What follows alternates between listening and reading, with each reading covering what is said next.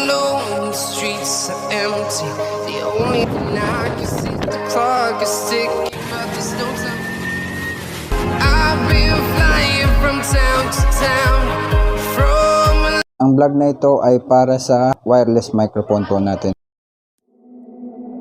Hello, it's been a long time. Can't get you off my tired mind. Shadow, let the tape rewind and finally ease my anxious eyes. Oh no, I feel you creeping in, my body bleeding sin, I'm drowning. Magandang hapon mga tuktok. Ang vlog na ito ay para sa ating lavalier wireless microphone na nabili natin sa Lazada or sa online store na sa halagang less than 1,000 lamang. So ito ay one of the cheapest wireless microphone.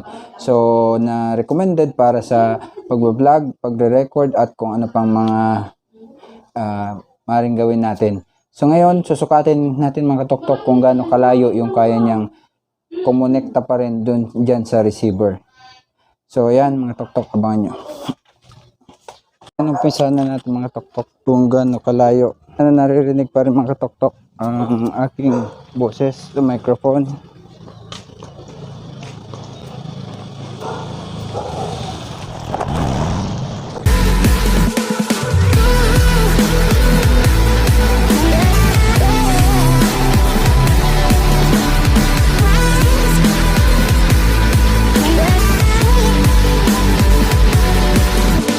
Sana nakukuha pa, hindi pa napuputol. So ayan mga tuktok, ang layo ko is more or less 50 meters to.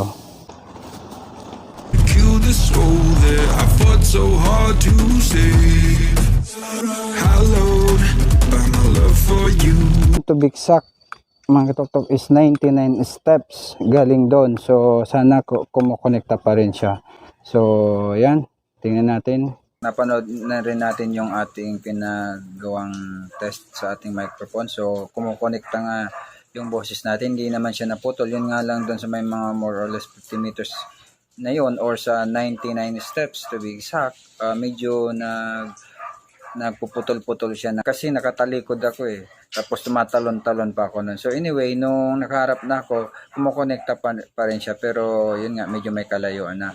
So at least sa ganung distansya, 99 steps away, galing dito sa receiver, nata-transmit pa rin. Wireless microphone natin ay hanggang kaya niyang abutin. So anyway, so mayroon pa tayo doon reminder. So para mayroon kasi doon dalawa yan, tuturo ko. Mayroong dalawang cord doon. So dapat titingnan ninyo yung kung ano yung saktong cord para doon sa receiver at saka sa cellphone ninyo. Kasi dati, sabi ko hindi ko makonekta tong lavalier, walang sounds. Kasi yung ginamit ko palang connector sa cellphone and then sa receiver ay mali.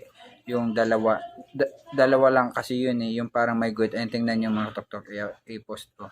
Dapat pala yung tatlo kasi yung shoot dito sa cellphone ko na Vivo, tatlo yun eh. So dapat ito yung gamitin ninyo para kumonekta yung sound or makareceive siya ng sound. Magkaroon kayo ng quality sound kasi yung dalawa hindi siya kumukonect. So hindi yung reserve na wire kundi dalawang cord siya para sa dito cellphone din sa receiver kasi baka yung cellphone ninyo or gadget ninyo ay hindi akma doon sa isa, yung isa ang gamitin nyo.